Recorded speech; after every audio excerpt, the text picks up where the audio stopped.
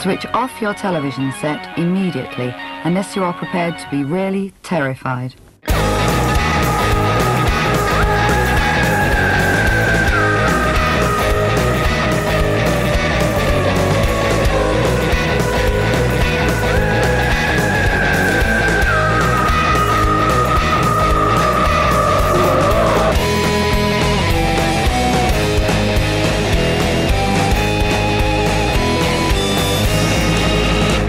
Salutations, chers amis, bienvenue à votre émission sur le tourisme au Québec. Cette semaine, on visite le village fantôme de Val-Jalbert. Je me présente, votre animateur Simon Fredge, et je suis en belle compagnie pour cette belle escapade. D'abord, Olivier Bigonès, bonjour. Bonjour. Il n'est pas encore réveillé, on dirait. On a aussi Eric Arsenault, salut! Hey, salut!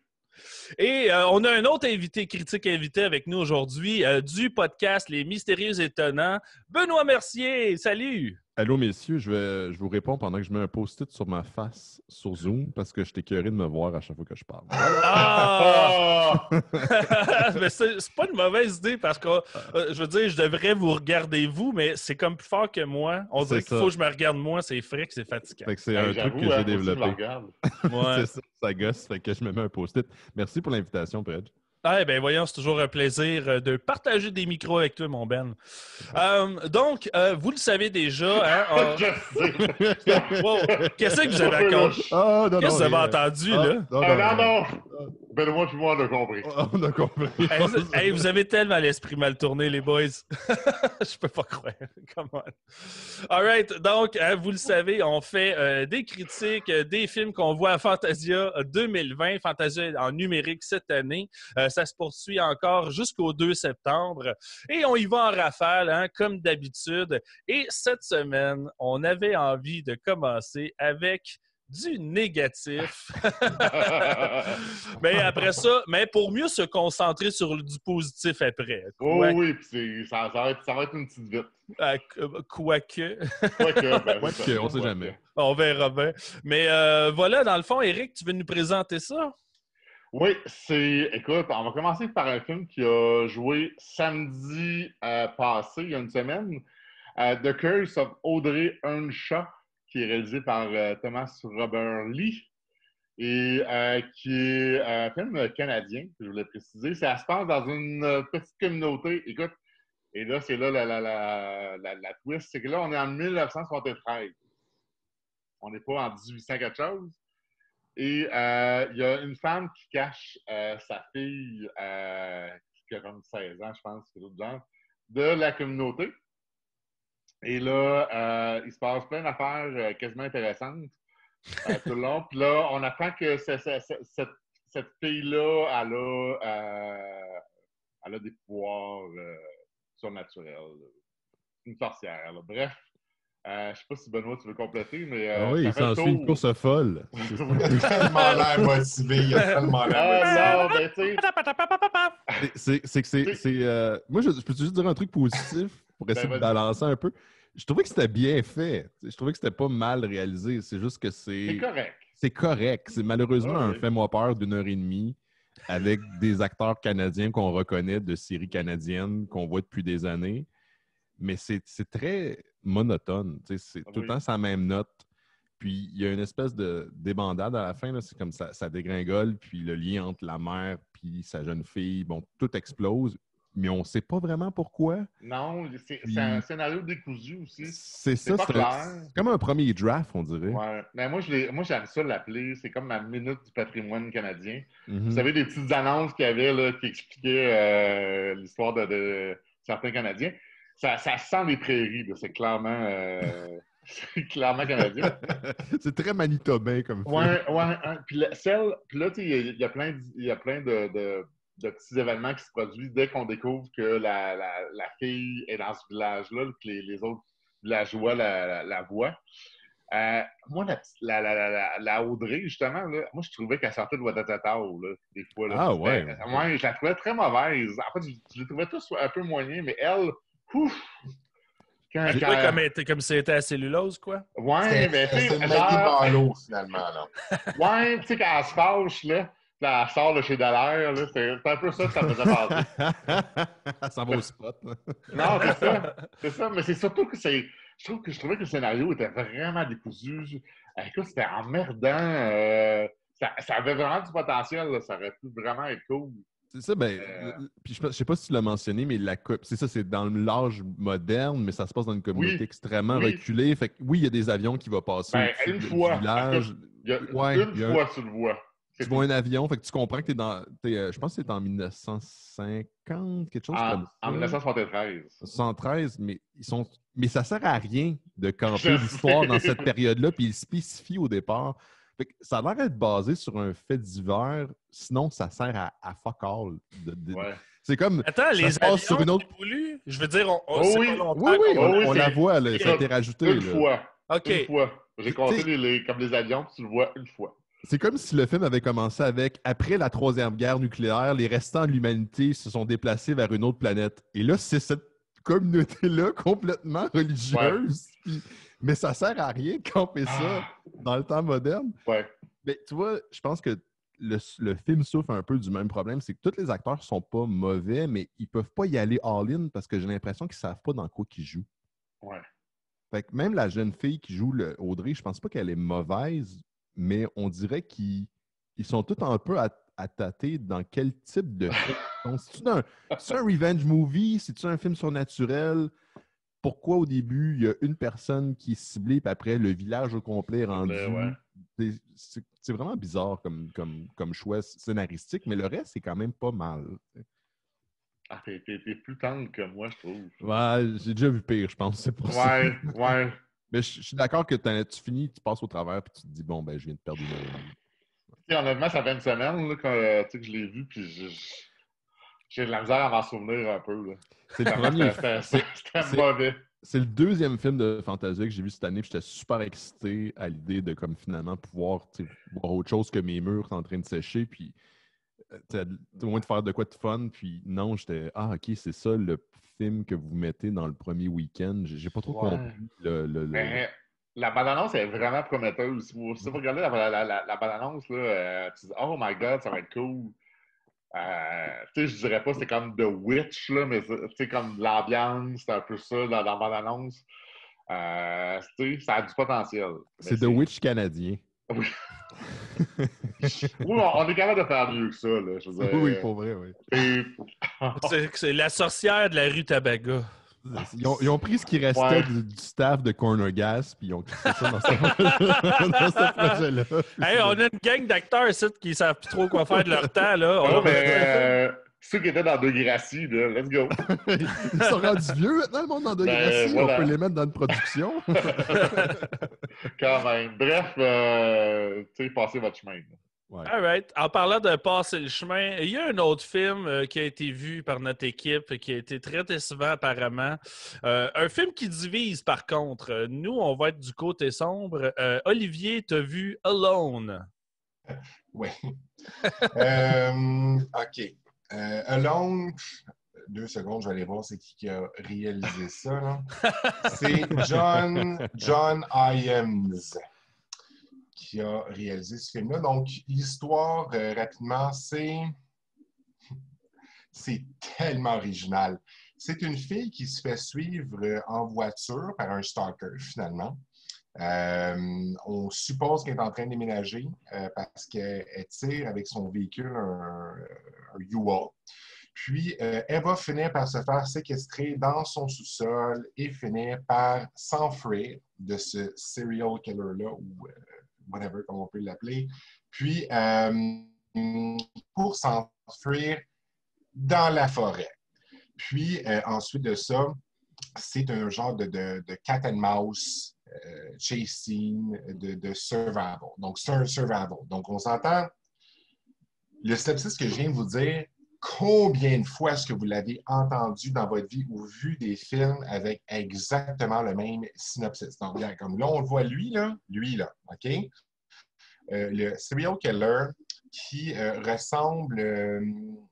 c'est comme une genre de copie conforme, je ne me souviens plus de son nom, c'est Jameson quelque chose qui jouait dans Prince of Darkness de Carpenter. C'est vrai, ouais. Oui. Ils lui ont mis des lunettes de Jeffrey Dahmer. clairement. OK? La raison pourquoi j'ai pas aimé ce film-là, même si on voit ici, c'est très bien réalisé, c'est bien acté.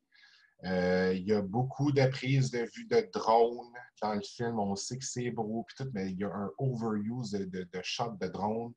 Puis, c'est une histoire qu'on a vue 1 million de fois. Puis moi, quand je regardais ce film-là, je me disais tout le temps, OK, bon, OK, on commence, là, je la suis, puis ce gars-là, finalement, ce tueur-là, qui l'arrête souvent là, en auto pour lui poser des questions aussi ou ça, je me suis dit, est-ce qu'on tombe au début dans une espèce de légende urbaine de There's someone in the backseat? Je pensais que c'était ça. Tellement c'était flagrant, genre, je me disais, ah ben, on s'enligne là-dessus, tu sais, comme c'est correct. Non, il n'y a aucun suspense. C'est lui, pendant 25 minutes, qui l'accoste à chaque fois. Puis à chaque fois, tu te dis, ben, pourquoi tu n'appelles pas la police rendu là? Tu sais, rendu là, c'est creepy, tu sais, de te faire arrêter non-stop dans un arrêt routier, dans un parking. Puis c'est pas comme sur plusieurs jours, c'est dans la même journée. Tu te fais tout le temps arrêter par ce gars-là dans sa vieille Jeep. Une vieille Jeep noire que tu le sais que c'est un vieux char qu'ils ont pris, qui va soit exploser ou qui vont crisser dans le bas d'un ditch à un moment donné, tu le sais. On le voit dans la bande-annonce. On le voit dans mon annonce. Fait que pourquoi j'ai pas aimé ce film-là? Puis tu dis que c'est un film qui divise. J'ai vu le commentaire que tu m'as envoyé tout à l'heure de quelqu'un qui a donné une note de 7,5 sur 10 dans mon groupe là, des collectionneurs. Là. Puis, je n'ai pas rentré dans le gars en tant que tel. Moi, j'ai dit, moi, je donne un solide 4 ou 4,5 sur 10. Parce que ça a bien beau être bien réalisé, une belle cinématographie, musique qui est correcte, de l'acting qui est correct. Mais l'histoire est vraiment banale, qu'on a vu 1 million de fois. 1 million de fois, là. OK? Puis je veux comprendre que... je veux dire que tu essaies de faire un deliverance un peu. Avec une femme, bon, on s'entend dans les slashers, les survivals, où souvent la femme est demi, genre comme qui est la proie, qui devient le chasseur à un moment donné. On suit ça, c'est la même ligne directrice dans ce film aussi. Sauf que moi, je m'attendais, j'espérais, OK, vas-tu nous montrer tes skills à un moment donné? Est-ce que tu vas nous faire un arc à flèche avec des brindilles de gazon, puis une branche à un moment donné? Non. Puis il y a on se rend pas là. C'est pas intéressant. Il n'y a aucune tension dans le film. Je m'attends à C'est une ça ma certaine question. tension. La tension ne marche pas avec la musique, l'ambiance? Okay. Pas du tout. Même quand elle est prisonnière dans le sous-sol, puis que, out of nowhere, tu as une poutre avec un clou qui ressort dans toute la pièce. Puis là, elle prend son chandail, whatever, puis est capable d'enlever un clou d'une grosse poutre de bois pour sortir, débarrer la porte, s'enfuir dans la forêt. Puis j'étais comme, aïe, il me reste 1 heure. Puis, je me dis peut-être qu'à un moment donné, il va y avoir un twist, quelque chose comme ça. Est-ce que ta victime, pour le tueur, est-ce que c'est quelqu'un qui t'a fait quelque chose dans le passé? Tu sais, je me pose plein de questions pendant tout ce temps-là. Je me dis, où c'est que je m'enligne? Ça peut pas juste être ça. Ça peut pas juste être un survival banal de téléfilm que je n'aimerais pas de nom, canadien. Qu'on voit, là, tu sais, des fois à TMN, des fois, tu as des films que, comme on parlait tout à l'heure, dès que tu vois la qualité des images, c'est comme ah, ouais. C'est canadien. C'est canadien. Tu sais, des genres de titres My babysitter is my mother, or My mother evil, or tu le sais, tu sais, ces films-là. Puis Colin, je suis comme, on peut pas s'enligner là. Tu sais, on peut pas, mais oui, on s'enligne là, malheureusement. Fait que c'est zéro tension dans ce film-là. Aucun suspense. Comme je disais, tu sais comment ça va finir. Puis, même si tout est en place pour être visuellement très beau, une réalisation qui est adéquate, de l'acting qui a de l'allure. Il y a un acteur aussi qui... j'ai oublié son nom. C'est un acteur qu'on a vu dans plein de films. Il y a tout le temps des petits rôles. Je ne sais pas s'il est canadien ou je ne sais pas s'il est américain, mais comme si je montrais sa photo, vous feriez « Ah, OK, oui, ouais, lui. » Mais comme tu ne te souviens pas de son nom. Il y a un petit rôle là-dedans, en chasseur. mais c'est une très grosse déception au niveau du survival là, en tant que tel. Moi, je m'attendais, let's go, on y va, là, un bon survival horror. Malheureusement, moi, t'as beau avoir tout visuellement ou technique, mais ton histoire fall flat.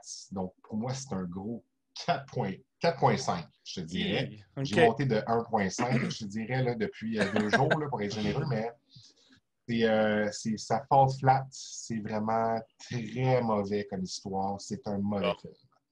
On va quand même préciser que plusieurs l'ont aimé. J'aurais aimé ça avoir quelqu'un qui contredit aujourd'hui pour avoir les deux points de vue. Non, c'est ça, on n'a personne. Mais de toute évidence, c'est un film qui divise et qui peut plaire. Donc, précisons que tous les goûts sont dans la nature. D'ailleurs, j'ai 2 affaires à jaser aujourd'hui, mais je vais attendre qu'on soit rendu au documentaire. Je vais te devancer, Benoît. On ira à toi après. Parce que, dans le fond, j'aurais le goût de parler d'un autre film à la vibe, peut-être pas la vibe, mais au synopsis similaire, peut-être, en partie, c'est-à-dire Hunted, réalisé par Vincent Parronneau. Attends, on va mettre les images à l'écran. Hunted, le synopsis est relativement simple. C'est une fille qui s'en va quelque part, là, peu importe où, et elle se fait cruiser par un gars dans un bar, elle va embarquer avec, commence à frencher dans la voiture. Et là, son ami ou son frère, c'est pas clair, débarque, prend le volant de la voiture puis il commence à rouler. Et là, le film part. Ouais. Et dans le fond, c'est ça. Ils vont un peu essayer de kidnapper la fille pour lui faire des choses. On ne sait pas quoi. Et je dirai rien non plus. Donc, ça part avec beaucoup de malaise. Ça part avec une espèce de torture interne parce qu'on a peur pour la fille. On sait que ça va mal virer. C'est très creepy. Mais ça rappelle beaucoup le film, pour ceux qui l'ont vu, le film Revenge, hein, où on a une victime, on a des méchants, ça va être un cat and mouse tout le long, et bien sûr, hein, on va avoir une vengeance à la fin, en quelque part. Hein. Très rape and revenge comme code. Est-ce que je peux me permettre? Revenge, allez avec Revenge, s'il vous plaît. Toi, t'as préféré Revenge. Ouais, mais Revenge, je pense que Revenge est peut-être visuellement plus époustouflant parce que c'est vrai que c'était la force de Revenge. Oui, c'est vrai. Mais je te laisse continuer. Mais j'ai beaucoup aimé la vibe de Hunted. Je trouve qu'il y a quand même bon, on s'entend dans un cat and mouse, les twists. Oh, pardon, j'ai eu un petit rot. Non, c'est la distorsion sur la ligne, ça. Oui, c'est ça. C'est la chaise qui est grincée. C'est ça. Mais bon, c'est sûr que dans un cat and mouse, les twists sont souvent très petites. Là. C'est jamais des twists à tout casser. Mais j'ai quand même aimé les twists de Hunted. On a certains moments où on va quand même être surpris par certaines décisions. Puis ça, j'ai quand même aimé ça. On tombe pas à bas de notre chaise, là. Mais j'ai aimé certaines twists qui ont fait que je me suis pas ennuyé dans Hunted parce que ça peut vite tomber répétitif, hein, ce type de film-là. Mais j'ai pas eu ça dans Hunted. J'ai trouvé qu'il y avait un excellent rythme. Je vais vous montrer l'affiche d'abord puis la bande-annonce.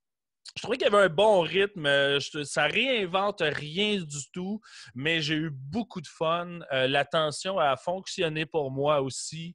Ben, j'aimerais ça t'entendre parce que toi, Éric, t'as moins trippé un petit peu. Ben oui. Sauf que je vais quand même dire un point positif. Je trouvais que le tueur, l'acteur, le malcommode, le malcommode principal était vraiment charismatique, vraiment, il était super bon. Il était excellent. Moi, je trouve que ça partait bien. Là, je trouvais aussi, il y a une scène, la première scène, la mère qui raconte l'histoire à son fils.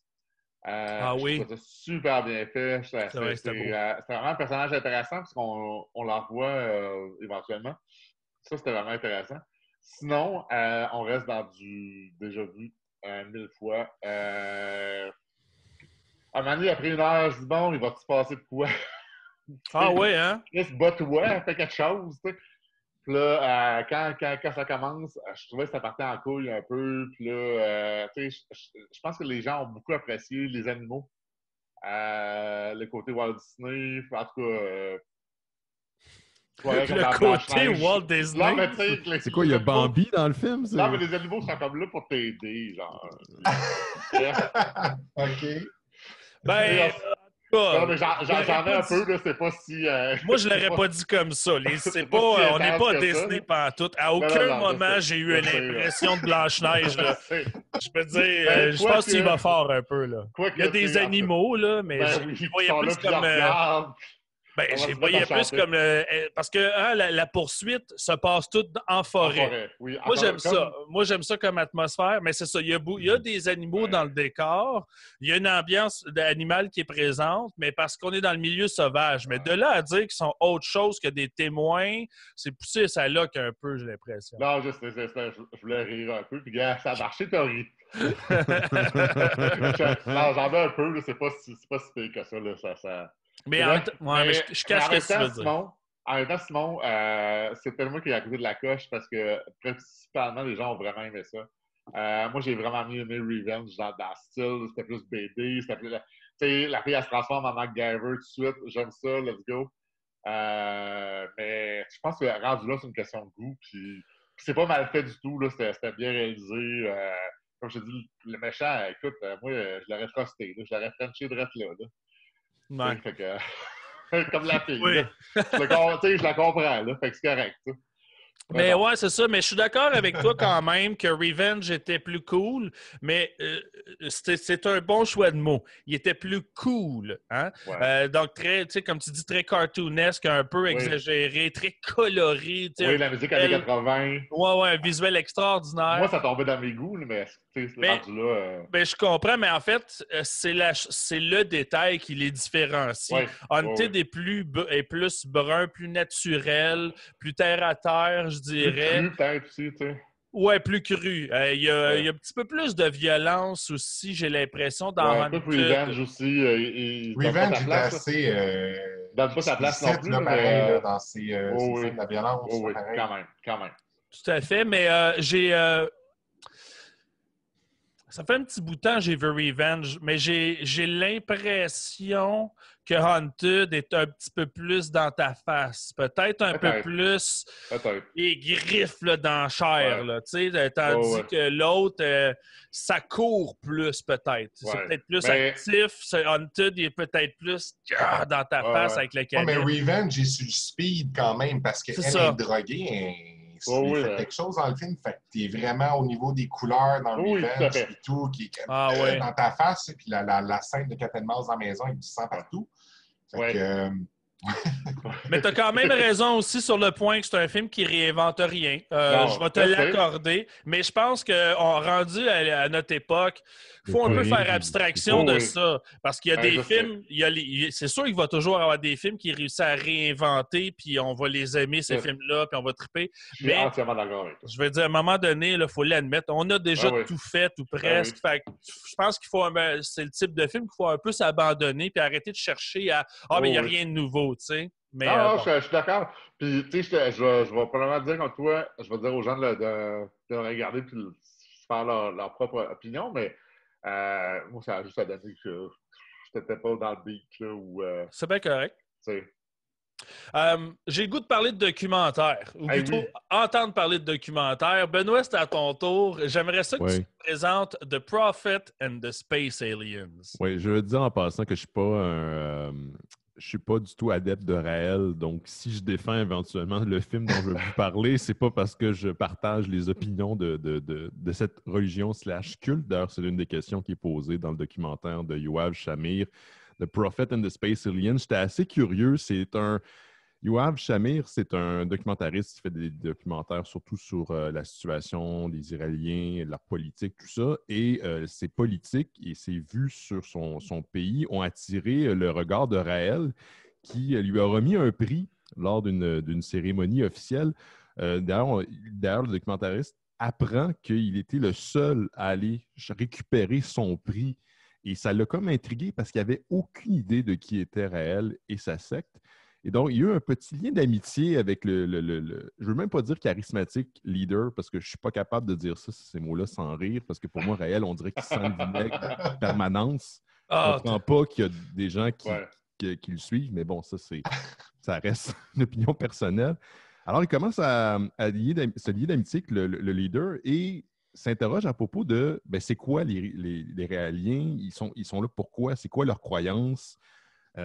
C'est quoi qu'ils font? C'est quoi leur projet? Parce qu'on apprend d'ailleurs dans le documentaire, et là, je l'ai appris justement en l'écoutant, qu'il y a des cliniques, entre autres, qui ont été fondées en Afrique pour la reconstitution des clitoris. Il y a des œuvres humanitaires qui ont été fondées par l'organisation de Raël. Et moi, je pense que la religion, à la base, fait beaucoup réagir aujourd'hui. Moi, les questions religieuses, ça me fascine. T'sais. C'est quoi qui est considéré un culte? C'est quoi qui est considéré une religion officielle, comment des gens extrêmement sensés et intelligents peuvent adopter des croyances, comment cette croyance-là est davantage ancrée dans une culture commune, puis comment ça peut influencer les gens qui sont adeptes de cette culture-là. C'est des questions que le documentaire pose d'ailleurs. Comme Yoav Shamir n'avait aucune connaissance j'allais dire les Israéliens, mais les Raéliens, il va avec une carte blanche. Il n'y a aucune influence extérieure.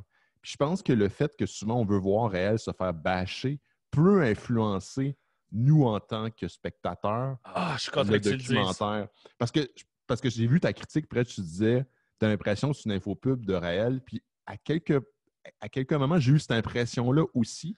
Oui, mais mon opinion a changé depuis. Termine, je vais embarquer avec toi après. Mais ce qui est fascinant pour moi, c'est que justement, ce gars-là arrive puis il n'y a eu aucune exposition du phénomène. Puis il va avec une certaine naïveté, puis un regard qui est complètement neuf. Mm-hmm. Le documentaire n'est pas sans problème, dans le sens qu'il est peut-être trop proche de son sujet. Il y a un lien d'amitié réel, mais en même temps, il l'avoue. Mais ce qui est dommage, c'est qu'il y a seulement un intervenant qui est un spécialiste des religions dans tout son documentaire qui se veut une réflexion sur la religion et sur les adeptes de certains groupes religieux. Puis ça, je trouve que ça manque. Mais je ne suis pas d'accord, par contre, que c'est une infopub parce que Raël lui-même est représenté à certains moments, surtout dans des cartoons, puis on le voit dans le poster que tu affiches en ce moment, de façon un peu caricaturale, puis il n'est pas mis de l'avant d'une belle manière. T'sais, on rit un peu de lui au travers des cartoons. Pas toujours, c'est ça. Ça dépend des moments. Ouais. Ça dépend des moments. Fait que c'est un documentaire qui est un peu imparfait, puis qui aurait mérité à être bonifié d'intervenants, puis de points de vue différents, puis même de gratter un peu plus profond, parce que Raël a fait des choses un peu bizarres, puis on en adresse certains dans le docu, mais pas assez tant qu'à moi. Mais ça m'a fasciné, puis ça m'a permis de voir une autre manière. Et maintenant, je suis un adepte de Raël, c'est ce que je veux dire. Mais si je peux juste ajouter, moi, vas-y. Je pense qu'il est plus soft avec Raël parce que, je ne sais pas si vous vous en souvenez, il y a quelqu'un qui s'est fait poursuivre parce qu'il a dit que Raël, je ne sais plus qu'est-ce qu'il a dit sur Raël, en tout cas, c'était négatif. Et il s'est fait poursuivre. Et il a gagné. Ouais, Raël a gagné. Ouais. Donc, tu dois être sur tu veux parler avec ce personnage-là. Fait que tu veux pas trop te mettre à dos parce que tu vas te faire poursuivre. Mm-hmm. Fait que moi, j'ai eu cette impression-là qu'il ne l'a pas trop confronté pour pas perdre le contact avec lui. Là. Ça se peut, oui. Ça donne l'impression, je ne sais pas pour vous autres, là, mais comme un documentaire justement qui est incomplet à cause de ça. Il y a des. Tu sais, j'ai beaucoup aimé, moi, le documentaire sur un adepte des lignes ouvertes là, au Québec, là, ligne de sport ouverte de sport, Louis, qui est sorti il y a comme 2 ans. J'avais aimé le documentaire, mais je le trouvais que le réalisateur avait un lien très proche avec son sujet. Fait qu'on dirait qu'il avait, par certains moments, s'est empêché de gratter, puis pour avoir discuté avec lui, le réalisateur a eu cette impression-là. J'ai eu la même impression en écoutant The Prophet and the Space Aliens, parce ça aurait mérité à ce qu'on étoffe un peu le tout pour qu'on fasse un film beaucoup plus solide puis intéressant. Et à cause que c'est un peu chambranlant, je peux comprendre qu'on critique le film comme étant un infopub, qu'on l'interprète comme étant un infopub, parce qu'il manque de quoi qui aurait amené quelque chose de plus solide, plus crédible à l'œuvre au final. Tout à fait. En fait, moi ma j'ai une réflexion question. a changé. Ma réflexion a évolué à ce sujet-là, c'est-à-dire que au début, exactement comme tu l'as dit, puis je trouve d'ailleurs que tu l'as dit mieux que je l'aurais dit. Félicitations, non, non. Mais, Je suis sur le café, là. mais non, mais tu l'as très bien dit, c'est-à-dire que à cause de l'image qu'on a de Raël, on aurait envie, en regardant le doc, de rire beaucoup plus de lui, de le voir se faire ramasser. Puis c'est pour ça que quand j'ai terminé le film, j'ai eu une petite déception. Je suis comme, c'était trop promotionnel. Il y avait trop de beaux moments. On dirait que je manquais de ridicule. Il manquait la partie ridicule. Il y en a un peu, mais pas tant. Ouais. Puis, mais après avoir dormi dessus, puis après coup, je réfléchis, puis je réalise que tu as raison. Oui, on ne veut pas le froisser pour le garder dans l'équipe, pour pouvoir faire un film avec lui. Il y a ce côté-là, c'est normal. Mais il y a aussi le fait que c'est un regard extérieur nouveau. Le gars n'a pas cette image-là du personnage, donc il part à froid. Puis ça, finalement, au final, c'est vraiment intéressant. Puis je pense que c'est ce qu'on avait besoin. Mais effectivement, il y a peut-être des petites barrières qui s'est peut-être mis lui-même, qui fait qu'on va peut-être passer en profondeur dans certains volets. D'ailleurs, une affaire qui manque, c'est un historique. On n'a pas l'histoire de Raël du tout. Là, c'est très résumé. J'aurais aimé une espèce de timeline de son évolution là, de la secte. On la voit, mais c'est parsemé durant le documentaire. Ouais, j'ai appris des choses. Moi, je ne savais pas qu'il avait été un chanteur populaire. Ça, je savais. Oui. Aline, la toune, me semble. Ouais. Mais ça a quand même pas mal tourné en France. Tu voulais poser une question tantôt, Olivier. Oui, vas-y, Ali. Ce que je voulais savoir, puis Simon a répondu, c'est que moi, je me demandais, est-ce qu'il est suivi pendant peut-être 1 an, 2 ans, puis il se fait filmer, il répond aux questions. Fait que c'est sûr et certain que si tu suis un artiste ou un prêtre d'un culte, puis je me dis que tu n'as pas le choix. Tu ne peux pas faire un documentaire au bout du compte, puis vraiment montrer le côté sombre, peut-être. Moi, je m'attendais, je ne l'ai pas vu, OK? Mais comme ce qui m'aurait vraiment intéressé, c'est peut-être, il y a à peu près 20 ans, ça avait fait les unes du Journal de Montréal, partout où il y avait une infiltrée qui a écrit un livre, qui est rentrée dans la secte de Raël, puis qui a vraiment... Il fallait le chercher. Exactement. Donc, tu l'as, bon, OK. Moi, je m'attendais à ça. Je m'attendais à des caméras cachées ou quoi que ce soit pour pas nécessairement le bâcher ou quoi que ce soit, mais montrer vraiment qu'est-ce qui se passe en dedans. Là. Qu'est-ce qui se passe? C'est pas ce côté-là. On dit pas. Non, okay.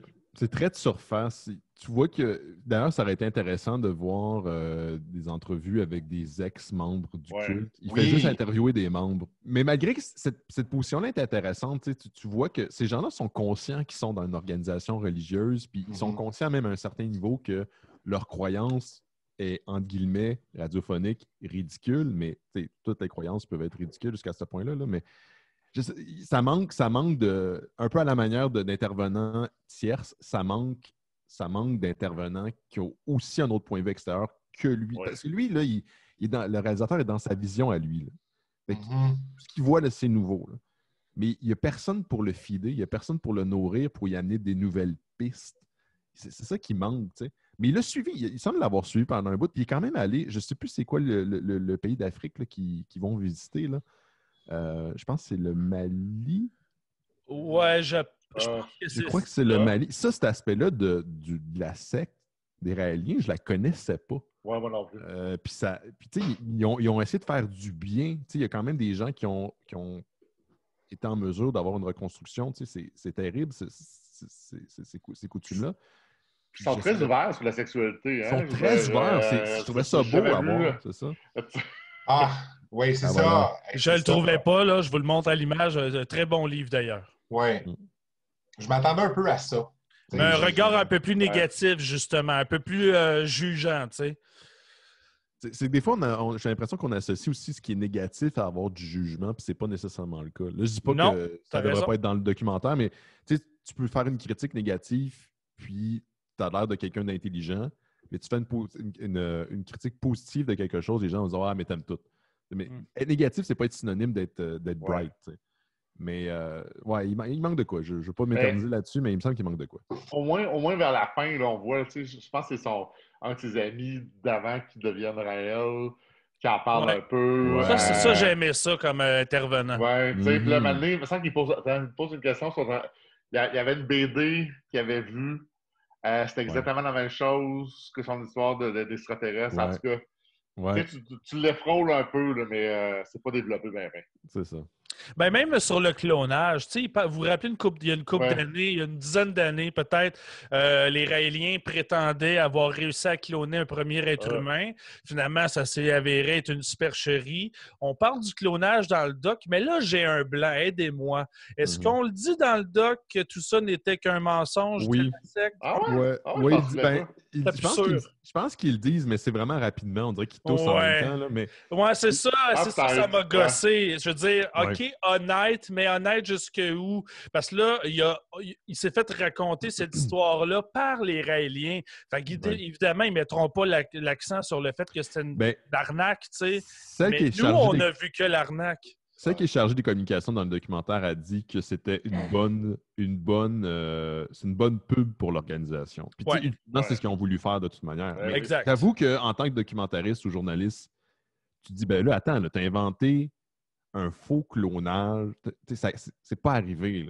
C'est quoi le reste que vous avez inventé? C'est quoi c'est ça qui arrive. De procéder là, en tant qu'organisation? C'est ça. Comment on peut tirer là-dessus? C'est ça. Si la religion catholique, du jour au lendemain, vienne nous dire « Ah, finalement, Jésus, c'est pas vrai », ben là, quoi d'autre qui est pas vrai? Ben là, Jésus, c'est un peu gros comme exemple, mais tu sais... non, mais... Mettons, c'est pas vrai qu'il a multiplié les poissons. Plus. Mettons, ça, c'est pas vrai. OK, mais là, si ça, c'est pas vrai, puis ça fait des centaines d'années que vous nous dites ça, quoi d'autre est pas vrai? Ouais, voilà. Ouais. Ben, on pourrait poursuivre avec un autre documentaire, peut-être. On y reviendra plus tard parce que là, j'ai le goût d'entendre quelqu'un d'autre, puis là, c'est moi qui allais le présenter. On pourrait pas. J'ai le goût d'entendre parler de nudité, donc je propose qu'Éric nous parle de Patrick. OK. Là, avant que je commence à en parler, on fait beaucoup de jokes de pénis. Je sais que c'est drôle. Non. Non, attends. Tu fais beaucoup de jokes de pénis. Je dis on, exclut pas la personne qui parle dans ce cas-là. Mais, donc, là, je vais parler d'un film où on en voit beaucoup de pénis. Puis là, c'est mon coup de cœur, pas parce qu'il y a plein de pénis, parce que c'est vraiment bon. Oui, c'est ça. Je veux juste faire ma petite affirmation, ma petite déclaration avant. Là. As-tu chaud, Éric? Non, j'ai pas chaud. Un peu, mais bon, c'est correct. Là. C'est son beurre qui est rouge. Pénis. Dès que je parle de pénis, puis Simon, t'es là, c'est... Non, mais vas-y, je vais couper ma caméra. OK. Pour faire... Non, mais... C'est bon, OK. Pour faire une histoire simple, là, Patrick, ça se passe dans un camp nudiste. Et Patrick en fait, son père est propriétaire du camp. Et Patrick s'occupe des petites jobines, de faire payer le monde, tout ça. Et un jour, il perd son marteau. Donc, il veut savoir qui a trouvé son marteau. Fait qu'il va commencer comme une enquête à savoir qui a volé son marteau. Et il va finalement, ça va se solder par un meurtre. C'est pas un punch, là. Il va y avoir un meurtre éventuellement. Mais c'est assez secondaire. C'est que dans le fond, le film traite du deuil. Parce que là, c'est vraiment zéro punch. Là, son père est décédé au début du film. Et c'est une belle métaphore du deuil et du marteau. Là. Il y a une belle, je trouve, image par rapport à ça. Écoute, c'est super bon. C'est quand même lent. Il y a Olivier qui l'a vu. Olivier l'a vu, ouais. Tu sais, c'est pas, il n'y a pas full action, pis ça, attendez-vous pas à ça. Mais écoute, attends, faut que je trouve le nom de l'acteur qui était dans Revenge, d'ailleurs. Oh, je l'ai même pas mis à l'écran, d'ailleurs, je vais faire ça aussi. C'est comme un peu comédie humoristique ou... ouais, ben, tu sais, un peu, là, j'ai pas ri à grand déploiement, là, mais tu sais, c'est comme une comédie dramatique. OK. Comme ça, puis il y a comme une art, tu sais, une comédie dramatique policière, si tu veux. Quasiment. Et OK, fait l'acteur... qu'il y a une grosse concentration sur l'enquête, donc. Oui, parce qu'il veut trouver son marteau. Et il y a... c'est que comment c'est fait? Il est un peu toc en plus. Ce qui arrive, c'est que dans son établi, il y a 6 marteaux bien placés, bien cadrés. Et il manque celui du milieu. Puis ça Ah ouais, je suis prend... pas sûr que je peux se mettre ta bande-annonce là. Moi, je vais couper ça. Ouais, C'est juste des pénis spirituels, Oui, là. Venez-en. oui. On va se faire couper sur YouTube, sinon. Là. C'est ça. ouais. Il va falloir que tu censures parce qu'on a vu des seins aussi. Ouais. Mais bon. Je vais couper Bref, ça. Bref, il va même il veut acheter un nouveau marteau, puis ça marche pas parce qu'il ne fit pas avec les autres. Bref, puis là, je voulais parler de l'acteur qui est Kevin Johnson, qui, pour le rôle, a pris 50 livres de plus. Ouais. Wow. Et, OK, c'est ça. C'est pas, il est peut-être pas de même. Il a pris le non, poids pour le non. film. Moi, je vous conseille d'avoir Revenge avant. Ouais, que- il est Revenge, il est cut, puis ouais. Écoute, il est cut. Tu le vois encore une fois tout nu. C'est qu'il est mais- fatigant. Il est fatigant. Ah, mais là, attends. Ça se trouve que dans Revenge, il est tout nu. C'est tout ce que je dis. Tu l'auras remarqué toi aussi, là. Franchement. Tu peux pas le manquer, de toute façon. Tu peux pas le manquer de même. Puis, écoute, un jeu d'acteur, là, moi, je l'ai trouvé fascinant. Là. Il est super agressé. Mais tout se passe dans son regard. Il a l'air un Vraiment, peu là. niais, hein? Il a l'air un peu niais sur les Oui.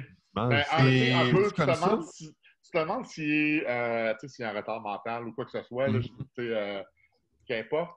Mais c'est tout le lien qu'il a avec les autres. Il se fait traiter comme la merde, puis il encaisse, puis il encaisse, puis il encaisse. Bon, là je vois venir vos jokes, là, mais c'est super beau. C'est bien filmé, Oui. bien réalisé, là, à part... Puis à un moment donné, t'oublies, OK, là, maintenant, on va revenir, là, mais t'oublies que les gens sont tout nus. On dirait que tu le vois plus. Tu le vois plus. C'est vraiment mon coup de cœur. Après, là, écoute, le dénouement, en fait, la fin, je l'ai trouvé très touchante.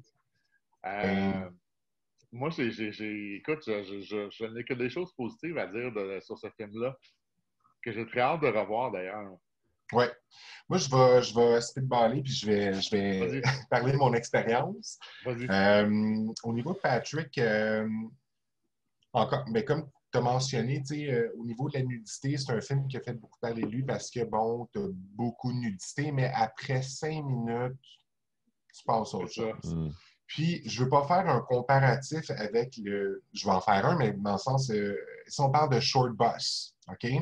Où il y a constamment des scènes explicites dans le film, pas juste pour choquer, pas juste pour t'en mettre d'en face.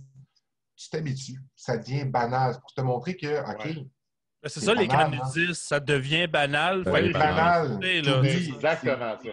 C'est plus ça. Tu oublies, t'arrêtes à un moment donné de regarder tout ça. Tu te concentres sur l'histoire. Puis c'est ça qui est difficile pour un film comme ça parce que tu mets vraiment de la nudité, qu'on pourrait dire comme gratuite, parce que ça se passe dans un camp nudiste. Mais tu oublies ça. Tu oublies complètement ça à un moment donné. Puis ce qui est... même si l'histoire est quand même assez simple. Oui, dans le sens que quand je parle de l'histoire, mais au niveau de la psychologie dans ce film-là, que Patrick, en tant que tel, moi, je crois qu'il souffre d'une forme d'autisme. Peut-être. Puis, le fait qu'il est très manuel, il fait des meubles, puis il est vraiment très, très, très... même s'il est tout nu, là, il est très introverti, il est très timide. Puis, quand son père décède, puis pour lui, en même temps, il perd son marteau, comme tu as dit, l'analogie, bon, j'ai perdu mon marteau, j'ai perdu mon père, il y a une scène à la fin qui est hyper touchante là, par rapport à ça, où que le déclic se fait dans sa tête, puis l'histoire du meurtre se fait vraiment plus tard. Lui, il est vraiment à la recherche de son marteau. C'est vraiment banal. De tout. Oui, lui, il cherche son marteau. Puis à chaque fois qu'il rentre dans son établi puis qu'il voit sa série de marteaux super bien cadrée, bien filmée, j'ai envie d'avoir le marteau. En plein milieu, il manque son marteau. Au vrai, je te le dis. À un moment donné, il y a une scène où il retourne à la quincaillerie pour se prendre un marteau, mais cette série-là, elle se fait plus depuis je crois, je pense, 6 Attends, ans ça dans veut le dire. film qu'il mentionne. Ben, je pense qu'il disait que ça fait 6 ans qu'il n'était pas produit. Dans l'action du film, là, ça faisait 6 ans que le marteau n'était plus. Ça fait 6 ans. Puis là, c'est le même marteau, la nouvelle production, mais tu as un logo dessus. Ouais, mais... Comme on va dire, un logo de marque. Ça marche pas. Lui, il est comme, ça marche pas, puis ça l'angoisse, puis il cherche son marteau, puis il y a une scène là-dedans épique. Ah, c'est OK. Une scène de bagarre. Oui, de bagarre entre deux hommes tout nus dans un trailer qui vire vraiment mal, puis c'est tellement drôle. Oui, ça, j'avoue. Oui, c'est vrai. Middle-aged gars tout nu qui se tapoche, qui se pitch des Tupperware. J'ai tellement ri. Puis au bout du compte, c'est la scène du film. D'empathie pour ce gars-là. Et je ne sais pas s'il est en nomination cette année à Fantasia pour meilleur acteur, mais sérieusement, c'est un bon acteur. Autant dans la démarche qu'il a, la façon qu'il marche, son regard, son jeu, il est excellent, cet acteur-là. Je recommence ce film-là vraiment à n'importe... C'est un drame. C'est un drame avec une petite enquête, je te dis. Mais c'est dramatique. Mais son jeu à lui, wow! Je viens de le rajouter sur ma liste, il m'avait donné le goût, les gars. Moi aussi, je vais la regarder. Son jeu est excellent. J'avais hâte de vous entendre, justement, pour savoir si je la regardais ou pas. Là. Je suis convaincu. C'est pas un film de pénis, OK? Non, mais en fait, j'aimerais en parler de ça. J'aimerais parler de pénis un peu. Okay. Parce qu'il y a un autre film que j'ai vu, j'en ferai pas la critique parce qu'on va manquer de temps. J'aimerais ça en parler éventuellement, par exemple, mais je voulais me donner le temps d'y réfléchir, c'est-à-dire PVT Chat, que j'ai vu en début de festival. On va en reparler, OK? Et ça a été... je ne sais pas pourquoi j'en ai pas parlé encore, puis je vais y revenir au prochain épisode, mais c'est parmi mes coups de cœur cette année. PVT Chat, suggestion de Justine, justement, qui était venue nous parler.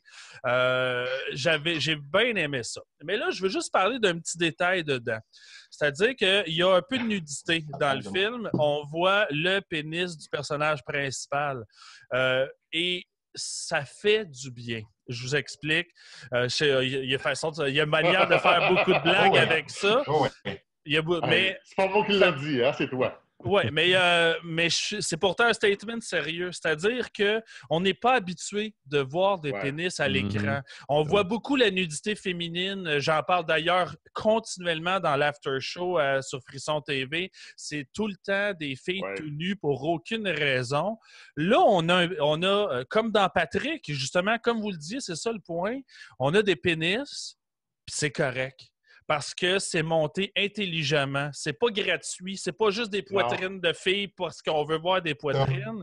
Là, on a des pénis. On peut le voir même de très près. Et c'est pas grave. On se sent pas...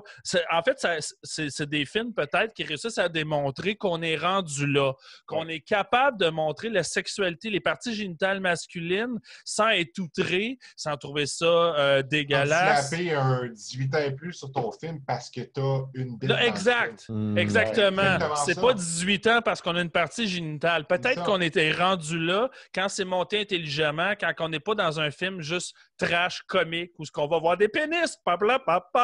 C'est pas ça. Puis j'ai trouvé que c'était... c'est ça le mot que je cherchais. J'ai trouvé que c'était rafraîchissant.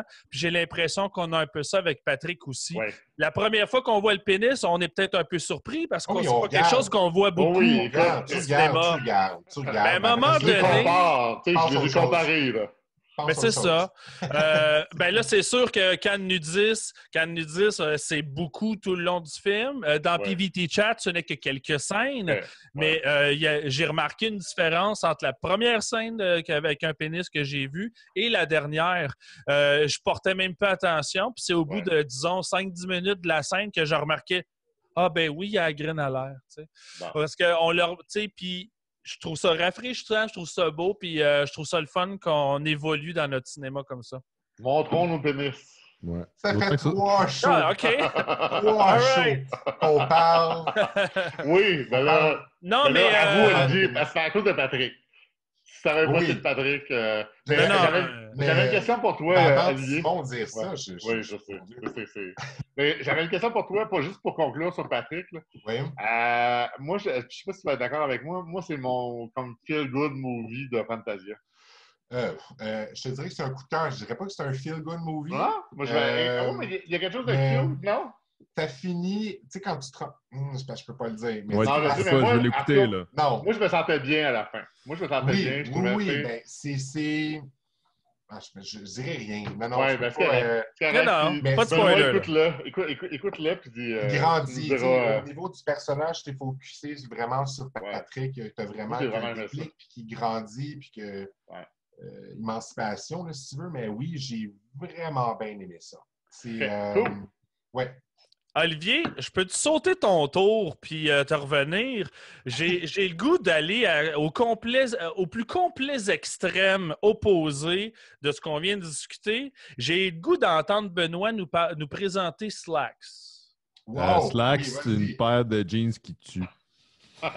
Alors, prochain film, Olivier.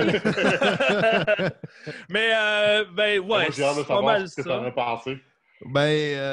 Juste mentionner c'est la réalisatrice Elsa, j'espère que je dis bien son nom, là, Kephart, Kephart.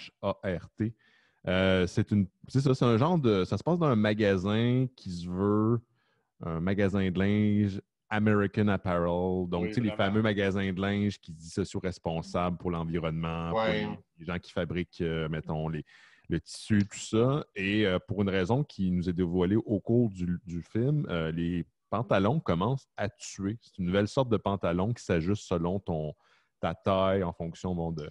Comme les souliers dans Back to the Future. Non, c'est le Sisterhood of the Traveling Pants, man. C'est horreur, là, quand même.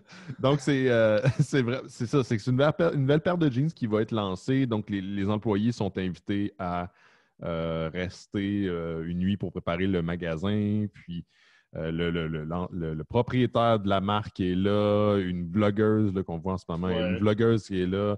Puis, les pantalons, tu commences à tuer du monde un à un. C'est découvert par le manager principal de l'entreprise. Puis la jeune actrice québécoise qui s'appelle Romane Denis, qui est super bonne, avec un anglais parfait dans ce film-là. Le film est anglais, mais je pense que ça a été une production québécoise, si je me souviens bien, là, en partie.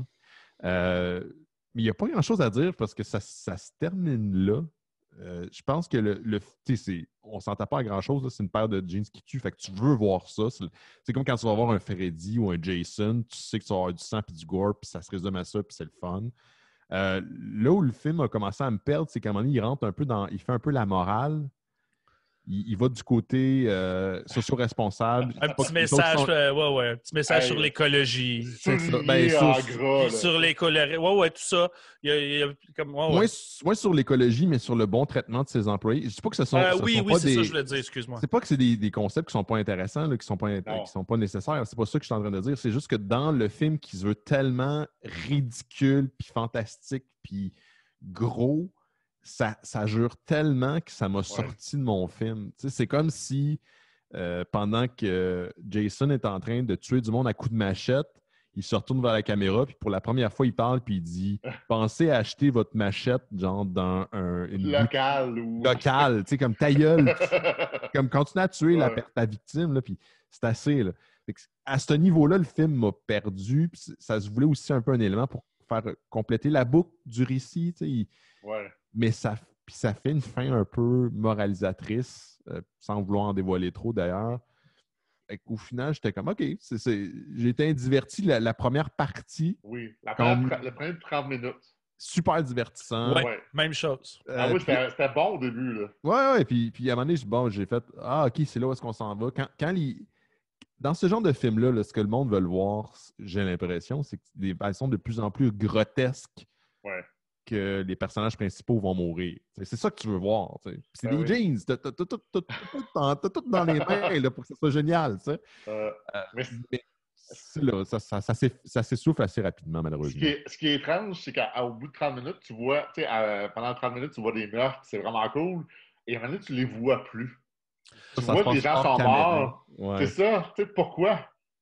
Ben, c'est ça. En fait, ben, je veux pas répéter ce que vous venez de dire, mais je suis totalement d'accord avec toi. La première demi-heure, 40 minutes est cool, c'est encourageant. Tu dis, hey, je pense que ça va être bon, j'aime ça. Puis là, à un moment donné, ben, finalement, ça déraille, puis ça devient super vide et plate, puis il se passe plus grand-chose, puis c'est lent, puis il n'y a plus de tension. Mais surtout, c'est exactement ça. Tu regardes un film de jeans qui tue. Tu veux voir des meurtres, tu veux voir du gore, tu veux voir des meurtres originales. Il les montre plus! Je pense que, tu sais, je sais pas de combien de meurtres, là, je vais donner des chiffres pour le fun. Mettons qu'on a 12 meurtres, on en voit 3. Ouais. Ouais. Voyons! C'est quoi ton film? Tu penses aussi que c'est un manque de budget, finalement, de montrer des meurtres? Peut-être.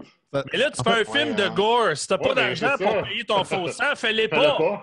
Mais combien de fois tu as vu un long métrage, un court métrage, tu dis ah si ça ferait un bon long métrage, mais ça aurait été un très bon court métrage. C'est ça que les gens me disent, ouais. Ça aurait été condensé, ça aurait été parfait parce que tu sais quand tu vois par exemple, ça a l'air niaiseux, mais quand tu vois les jeans en animation, quand tu les vois bouger, tu y crois, c'est le fun. C'est cartoonesque, puis ils ont comme des visages avec les poches. Oui, les deux yeux avec les poches. C'est ça, c'est débile. Il aurait pu n'avoir aucune explication sur la provenance des jeans, comme les hosties de zombies dans toutes les crises de zombies, puis ça a été bien correct. Mais là, il donne une raison, puis c'est même la raison est gore, puis ça contraste ben trop avec le fait que mais il se faisait exploiter en tant qu'employé. Voyons, c'est-tu financé par une compte quelconque, là? C'est local 409, là? C'est quoi cette affaire-là? Là? Puis de toute façon, non, je ne veux pas lâcher le punch, mais je vais le dire pour que ceux qui l'ont vu vont comprendre. Je vais essayer de le formuler comme il faut. Hein? N'oublions pas que c'est la raison de ces jeans-là repose sur les épaules d'une seule personne. Oui. Oui. Alors, pourquoi la fin? OK, j'en dis pas plus. On n'en dit pas plus. Je veux pas le spoiler. Mais what the fuck? C'est quoi la logique de tout ça? Je pense que... Je l'ai pas vu, OK?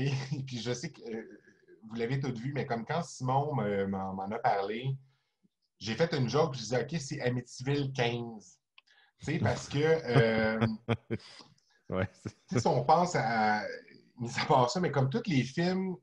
Il y a beaucoup de films asiatiques comme ça, Killer Sushi, si on pense à, Trauma, Killer Condemnster, Rubber, à un moment donné, t'as eu... Fait que t'as pas le choix de tomber dans de l'absurde, là. Tu peux pas prendre ça au sérieux en tant que tel. Fait que moi, je m'attends, en tant que téléspectateur, de voir un gore fest. Je veux voir vraiment du gore, et puis let's go. Tant qu'à être épais, let's go, là. C'est ça. Let's go all in. T'as 3 meurtres qui montent, puis que les autres, un petit peu comme des slashers, on s'entend quand tu regardes des slashers des années 80 ou whatever. Moi, si je vois la main d'un tueur se lever avec le couteau qui descend puis du sang volé sur le mur, je suis en tabarnak. Parce que montre-moi le couteau rentré, je veux voir, tu sais. Mais, ouais. Ce que je trouve positif, parce que on les a, tu sais, on l'a vu, puis ce qu'on dit, en fait, c'est pas qu'on l'a détesté, le film, mais on aurait tellement vouloir plus. Ouais. Il y avait tellement un potentiel de spectacle. C'est ça, c'est qu'il manque du spectacle. Oui, vraiment. Fait que c'est décevant. Moi, j'entends notre déception plus que notre... Ben, c'est parce qu'on c'est un peu comme si tu parles de théâtre, tu parles de spectacle. Je trouve que c'est une bonne analogie. On s'attendait à du burlesque, puis on a été pogné avec du théâtre d'été. C'est ça. Oui. Mais Simon, ce que tu parlais, là, en tout cas, ce que tu voulais pas trop je veux pas trop dire pour pas choquer. Je pense que ça aurait passé si on n'avait pas eu, comme Benoît disait, la morale mielleuse. Je l'aurais accepté, ce phénomène-là, sans problème. J'aurais dit, c'est pas grave, ça n'a pas de sens, mais c'est pas grave. Mais comme tu as un message sérieux, ben ça gâche tout. C'est ça. Non, mais excuse-moi, mais moi, j'allais dire, c'est que ma plus grande joie, c'est que c'était beaucoup moins pire que Aquaslash. C'est tout ce que je voulais. Avec le désastre d'Aquaslash. Ça, c'était vraiment En même temps, c'est ce que tout le monde a dit aussi. Hein? Aquaslash comme Slack, ça aurait fait un très bon court-métrage. C'est comme la promesse d'une très bonne prémisse ridicule qui livre pas. C'est comme si je te promets, hey, ton film, là, c'est Janine Sto avec un fucking shotgun. Je veux voir ce film. Ben oui. Mais 75% du film est dans l'autobus. Ça se rend au lieu du meurtre, tu sais. Quelle belle analogie encore, Ben. Ouais. Ben, moi, si je peux ployer Janine Sto et à son Ben, on nom. veut voir ça, mon Dieu. Ça, ben, tu sais. Moi, j'ai toujours dit que Janine Sto, ça serait la meilleure Allender. Tu sais, ça serait malade. Oh, wow. OK. Olivier, on passe à toi sur un film un peu plus sérieux, malheureusement, pas nécessairement aussi hot. En tout cas, à égalité, mettons. Non, OK. Je parti ça tout croche, pas tout à fait ce que je voulais dire. J'ai rien dit. Ouais, je suis magané, on dirait. Bleed With Me, Olivier. Je l'ai vu aussi. J'aimerais ça que tu nous le présentes. Oui, ben l'histoire, rapidement, je sais pas, je m'excuse, je sais pas qui l'a réalisé, là. Amelia Moss. C'est son premier long métrage. Parfait. Donc, ben, c'est l'histoire finalement de deux amis de bureau, si des collègues de travail, qui se poussent dans un chalet, finalement, l'hiver, avec le chum d'une des filles, finalement, juste pour passer le week-end, finalement. Tu sais, puis, là, finalement, l'invité commence à douter un peu, finalement, de son amie, si on veut. Est-ce qu'elle est une vampire? Est-ce qu'elle est sorcière? Est-ce que c'est son état psychologique est en train de désagréger là, en tant que tel? Là? Donc, on rentre dans finalement un psychotic woman movie, où on joue vraiment avec la mentalité fragile du personnage femme, en tant que tel. Puis moi les psychotic woman cinéma en tant que tel, j'adore ça. C'est moi aussi. un de mon cinéma préféré. Là. Tu sais, Simon, là, toi puis moi là-dessus. Puis, c'est sûr que sans trop en donner, parce que je pense que c'est un film qui vaut quand même... l'histoire, je voulais raconter. Tu sais, bon, c'est sûr qu'il y a des doutes, il y a ci, il y a ça, pendant tout le long du film, mais j'ai senti vraiment un vibe et je me demande quand même s'ils ont tourné au même lodge que The Lodge, qui a été tourné ici. Je suis convaincu que oui. Il a l'air identique. Moi, je ne suis pas on va me pitcher des tomates, là, je le sais. Là, je ne suis pas un fan de The Lodge du tout. J'avais été très déçu. Tandis que ce film-là, qui n'a aucune prétention, je te dirais, puis c'est un huis clos, 3 personnages qui restent simili intéressants, mais vers je te dirais, la finale, bon, les 20 dernières minutes du film, où on perd un peu. J'étais un peu déçu. Quoique, je trouve que l'actrice principale, je ne me souviens plus de son nom, je m'excuse, qui a un physique qui ressemble beaucoup à Ellen Page. Je l'ai trouvé très précis. Au niveau de son rôle, j'ai trouvé très précise, très intéressante.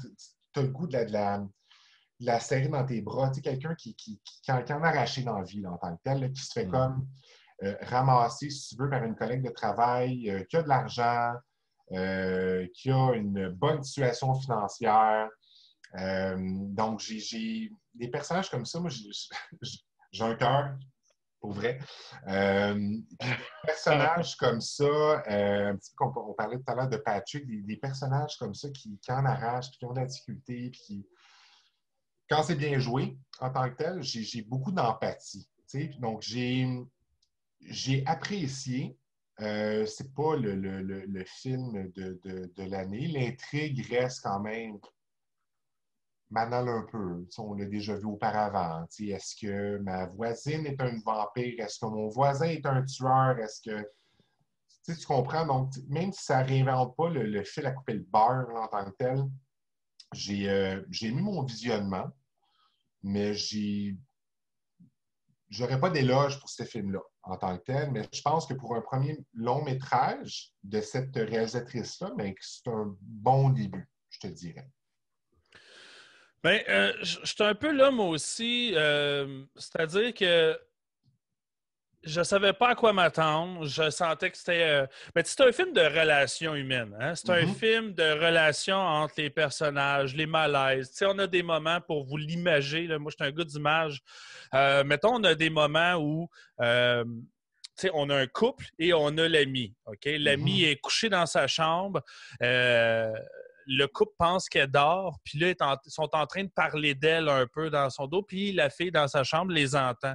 C'est ce type de malaise-là. Là, c'est ça qu'on vit un peu. C'est la relation entre les trois personnages. Puis des fois, c'est ces deux-là. Des fois, c'est ces deux-là. Des fois, c'est les trois. Des fois, c'est juste un. C'est ça. On vit tout le mix de leurs émotions à travers tout ça. Mais moi, ce que j'aime beaucoup, ça, comme Olivier, ce type de film-là, horreur psychologique, slow burner, ça m'intéresse quand c'est bien fait. Malheureusement, en fait, ça m'a tellement mêlé, ce film-là, parce qu'il y a les scènes réussies sont tellement incroyables à l'image que j'étais comme « Oh, wow, c'était bien hot, ça! » Puis là, oups, soudainement, j'aimais le film. Là, après ça, ça continuait d'avancer, puis là, je suis comme ah non, c'est vrai, j'aime pas ça tant que ça, finalement. Ce qui fait que j'étais mêlé à savoir, j'ai-tu aimé ça ou j'ai pas aimé ça? Puis là, il a fallu que je réfléchisse un peu plus longuement, puis je dorme là-dessus. Au final, j'ai trouvé que ça... Finalement, j'ai eu aucune tension. C'est un film qui devrait tout être posé sur les épaules de la tension, puis elle fonctionne pas. J'ai adoré le soundtrack. Le soundtrack, le trame sonore est incroyable, mais on dirait que ça connectait pas si bien avec les images, parce qu'avec cette musique-là, normalement, j'aurais dû ressentir la meilleure tension au monde. Je connais mes goûts là, musicalement, ça aurait dû fonctionner pour moi, mais on dirait que ça s'accordait pas à l'image. Musicalement, je te dirais, parce que toi, tu l'as regardé avant moi hier, j'ai regardé avec toi, après toi, puis tu t'avais mentionné la musique, puis c'est vrai que vers la finale, tu as vraiment une soundtrack qui ressemble beaucoup à la soundtrack de Hereditary. Ouais. À la fin, tu sais, quand bon, climax, tu sais, comme, puis c'est vrai que c'était très bien. Puis quand tu parles de la relation des personnages, ce que j'ai apprécié, c'est que c'est très discret. Tu sais, on parle de malaise. Si tu écoutes une conversation, tu te mets à la place de quelqu'un, tu écoutes une conversation, on parle de toi dans l'autre pièce, puis tu es là, tu es dans un lodge en plein milieu de l'hiver, tu as le goût de te pousser, là. Tu ne veux pas comme quand... Puis, tu dis que dès le départ, quand son ami l'invite au chalet, puis que son chum dit « J'aurais aimé ça qu'on soit, tu sais, comme juste toi puis moi, puis tout ça, puis là, elle est là, puis c'est tout dit finalement pendant qu'il insulte puis qu'il la mette au lit, là. Mais elle, le lendemain, elle se réveille, puis elle se souvient de ça, là. Tu sais, puis il joue la comédie, puis que son ami, non, elle dit, moi, je te veux ici, mais que lui, comme, non, c'est correct, tu sais, mais que tu sais que tu n'es pas la bienvenue. Tu sais, c'est des petits malaises comme ça, un petit peu partout dans le film. J'ai trouvé que c'était bien placé, là. Tu sais, tu te rends compte que ton ami, psychologiquement, elle est vraiment smart, là. Elle sait ce qu'elle fait, là. Je t'invite ici, tu es la bienvenue. Mon chum va te faire sentir mal à l'aise en tant que tel, puis c'est pas flagrant, là. C'est juste que tu as entendu ce qu'il a dit. C'est hyper bien calculé, là. C'est des manipulations, je te dirais. Mais bon, avec la finale on en reparlera, là. Mais en fait, ce que tu dis, je suis seulement 50% d'accord. Parce qu'au début, c'est ça, on a des conversations, on essaie de les suivre, on essaie d'en apprendre sur les personnages dans le but de s'attacher éventuellement, tu sais. Puis là, à un moment donné, là, au bout de 45 minutes, 1 heure, je me dis, hey, on n'a toujours pas évolué des conversations. C'est-à-dire qu'au début, on parlait, je sais pas, il est bon ce drink-là. Au bout d'1 heure, c'était bon ton souper. C'est comme, hey, évolue, là. Je trouvais que les conversations manquaient de profondeur. J'ai l'impression, ça, c'est une impression, c'est une hypothèse. Ils apprennent à se connaître, là. Oui, mais c'est pas comme ça que je l'ai filé. J'ai l'impression que peut-être le réalisateur ou le scénariste avait un réel désir que les conversations soient peut-être réalistes, donc très monotones, très simplistes. Si c'est le cas, belle réflexion, mais au final, ça fait que pendant 1 heure, on a des gens qui ont des conversations en grande majorité très vide et plate puis répétitive. Il y a seulement que quelques scènes dans lesquelles ces échanges-là sont vraiment très marquants, comme quand elle est seule puis Claudia, j'aurais aimé être seule. Mais c'est une phrase. C'est une phrase sur 150 pages de texte. Fait que, tu sais, je trouve que ces moments-là sont pas... il n'y en a pas assez, on dirait. Ce qui fait que il y a des bouts, je me suis endormi une minute. Finalement, j'ai reculé, je m'étais endormi seulement 30 secondes, mais il reste que j'embarquais pas. J'étais comme, il va-tu se passer quelque chose? Puis là, à un moment donné, il se passe un petit quelque chose. Ah, là, t'embarques. Là, après ça, t'en as pour 20 minutes, il se passe rien. C'est comme là, tu retombes. Il y a beaucoup de là, t'embarques. Aussi, là. Oui, les rêves, ça m'aide. Les rêves aussi. Puis je te dirais que moi, où le film m'a fait décrocher parce que je trouvais que ça avait bien commencé, c'est, on s'entend là, que son ami en tant que tel est là pour elle. Tu crois qu'elle est là pour elle, puis qu'elle la défend, puis tout. Puis il y a un switch à un moment donné où elle devient comme, du jour au lendemain, là, comme ça, là, elle devient comme plus négative envers elle, puis t'es comme, il ne s'est rien passé. Qu'est-ce qui se passe? Fait qu'à partir de là, je me suis dit, OK, je comprends que c'est ton premier long métrage, mais est-ce que tu n'as pas filmé ton film, on va dire, en étape chronologique, tout ça? Il y a des scènes comme ça, j'ai trouvé dans le film, qui démontrent ça. Mais, au bout du compte... Mais moi, j'aurais de la misère à aller plus haut que 6, en fait. Puis Non, c'est très bon. Je te dirais, si tu donnes ça. Oui, 6, c'est généreux, même, c'est ça que j'allais dire, mais parce que la musique est incroyable. Visuellement, c'est un très beau film. La direction photo est très bonne. J'ai aimé son atmosphère. Et on ne peut pas nier que les acteurs sont très bons. Mais pour moi, ça s'est arrêté là. Fait que pour ces 3 raisons-là, je suis prêt à aller à 6, mais pour tout le reste, j'aurais de la misère à aller plus loin que finalement peut-être un 5, là, tu sais. 4, 5. Moi, j'irais vers un 5. Il y a une affaire que j'ai pas dit, c'est ça. Moi, à un moment donné, tu sais, pour le manque de profondeur, puis tout ça, tout ce qui me manquait, que je n'étais pas capable de mettre le doigt dessus pendant que j'en discutais avec Steven, à un moment donné, j'ai catché, j'ai dit « Ah! Je le sais ce qui manque. C'est un film canadien. » Puis là, tout de suite, j'ai su. Ça, c'est un préjugé que j'ai, mais je ne suis pas tout seul qui a ce préjugé-là. Le cinéma canadien, c'est du téléfilm. Puis s'il manque toujours quelque chose, c'est ça que j'ai senti. Fait que je trouve que l'excuse au film, c'est juste ça. N'importe qui sait ce qu'on veut dire par là, ben, il va comprendre. C'est pas que c'est un si mauvais film. C'est un film canadien. La qualité d'image, on le sait. On le sait. Le film canadien. Ouais. Voilà. On peut passer à un autre. Dans l'ordre, ce serait... Ben, Eric, tu peux-tu nous parler de Detention, peut-être? Oui, je peux bien y aller. Detention, c'est basé sur le jeu vidéo qui est sorti en 2017-2018. Je m'en souviens pas. Moi, j'y ai pas joué. Je pense que, Olivier, toi, tu y as joué, hein? Oui. Okay.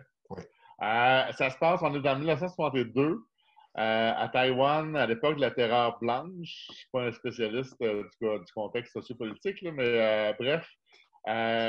Beaucoup de censure par rapport aux livres, surtout si les livres sont un peu plus idées de gauche ou communistes. Ou communistes ou peu importe.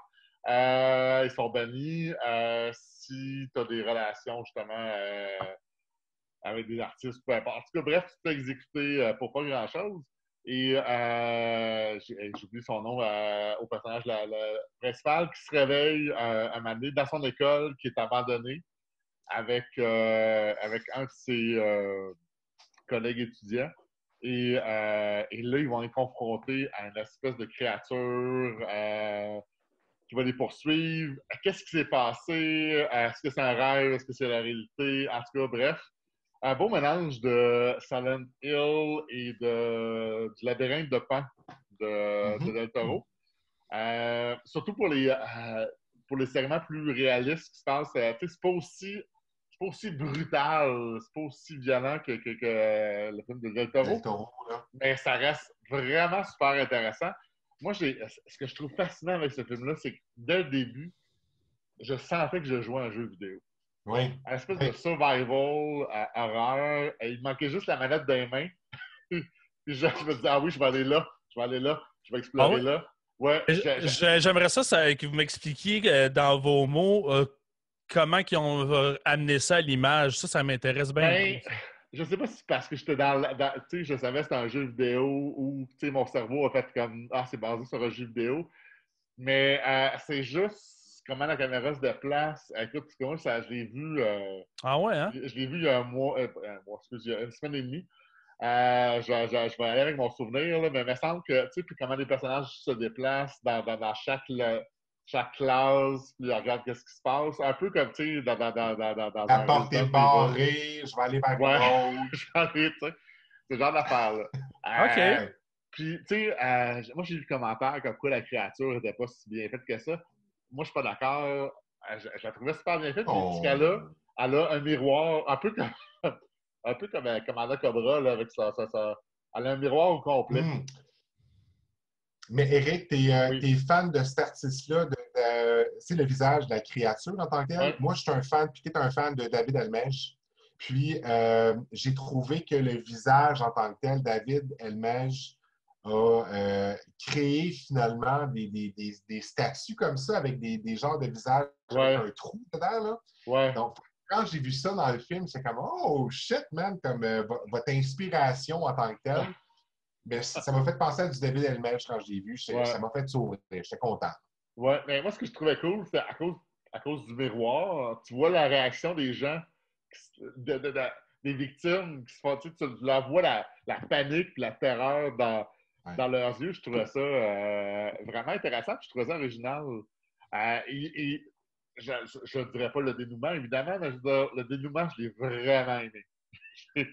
Ça m'a surpris. J'ai fait oh, ouais. Je m'attendais pas à ça, pas tout. Ça aussi, c'était original. En tout cas, à mon humble avis. Puis, après ça, le film devient très touchant. Parce que dans le fond, il y a un petit club de livres, de lecture. Ce qu'ils font, c'est qu'ils recopient des livres interdits. Il y a une espèce de paranoïa qui s'installe parce que est-ce que tu vas me dénoncer? Est-ce que toi, tu vas me dénoncer? Qui va dénoncer qui? Et. Parce que tu te fais exécuter. Là. Oui, tu te fais carrément exécuter si tu te fais pogner. Je parlais de métaphore encore tantôt. Encore là, tu sais, les passages dans le monde, en tout cas, fantastique et réel, c'est évidemment une métaphore pour ce qui se passe dans la réalité. Et dans le fond, ce que la morale veut dire, c'est qu'il ne faut pas oublier les gens qui sont sacrifiés. Puis la fin, moi, je l'ai trouvée vraiment très touchante. Ça m'a surpris. C'est stressant. Ben, tu sais, puis j'ai pas fait de saut. Hein. Moi qui fais des sauts faciles. Mais l'ambiance est glauque. C'est oppressant. À un moment donné, tu sais, faut pas nécessairement que tu sois concentré, mais des fois, il faut que tu suives là, comme il faut, parce qu'il y a des flashbacks. Ah oui, on est rendu là, OK. C'est le premier film de John. C'est H-S-U. John Uzu, ouais, ça doit être Uzu, une affaire de même. En tout cas, quelque chose de genre. Pour un premier film, là, franchement, bravo. Puis, je ne sais pas si vous vous souvenez, mais Nicolas Archambault avait dit ici c'était la meilleure adaptation d'un jeu vidéo. Je dirais la même chose. Quoique je n'ai pas joué au jeu, je peux pas comparer, mais là, franchement, c'est donc meilleur que Street Fighter? Ah, écoute, Street Fighter est là. Et Mario Bros! Écoute, non, Mario Bros est là, le Detention est là. Non, c'est pas vrai. Mais c'est vraiment excellent. Moi, j'ai vraiment. Moi, pour avoir joué au jeu Detention, qui je recommande à tout le monde. Tu peux comparer facilement. C'est un très bon jeu, tu sais. Puis, je te dirais que la meilleure adaptation, selon moi, parce que je suis une Silent Hill whore, regarde, je viens de le dire. C'est sûr qu'au cours des années où moi, où j'avais peur un peu, c'est que, tu sais, à Fantasia, on a eu Forbidden Siren, qui est une de mes séries préférées aussi de survival horror, que j'aime beaucoup, qui ont scrappé en film, qui c'est extrêmement mauvais. Après ça, une autre série que j'adore beaucoup, Fatal Frame, qui ont scrappé aussi avec un autre film. Detention, c'est pas un film c'est pas un jeu que j'idolâtre à ce point-là. C'est une belle expérience que j'ai eue. J'avais beaucoup aimé ça. Fait que c'est sûr qu'en jouant au jeu, comme tu disais, oui, on se sent dans un jeu vidéo. Puis quand tu as joué les plans de vue, dès qu'elle se promène dans le corridor, c'est en 2D, tu sais, c'est filmé côté avec sa chandelle rouge. Elle voit une ombre, un genre de shadow kid, là, si on peut appeler. Ouais. Fait que c'est sûr que ça me fait sourire. Je suis comme, ah, OK, t'as vraiment bien été chercher ça, mais le film a un budget. Il y a une cinématographie. C'est bien acté. Ouais. Et c'est bien réalisé.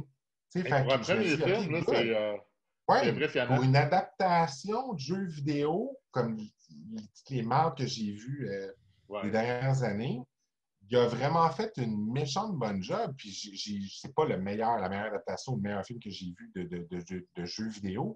Mais j'ai fini le film, je suis comme OK, je suis satisfait, je suis content. Tu sais, j'ai beaucoup aimé mon expérience. Selon moi, je trouve que c'est une très belle adaptation de jeux vidéo. Sans dire, je suis curieux. Le message politique aussi est important. Là. Ouais. Est-ce que c'est le même dénouement que dans le film, dans le jeu vidéo? Non, tu réponds pas à ça.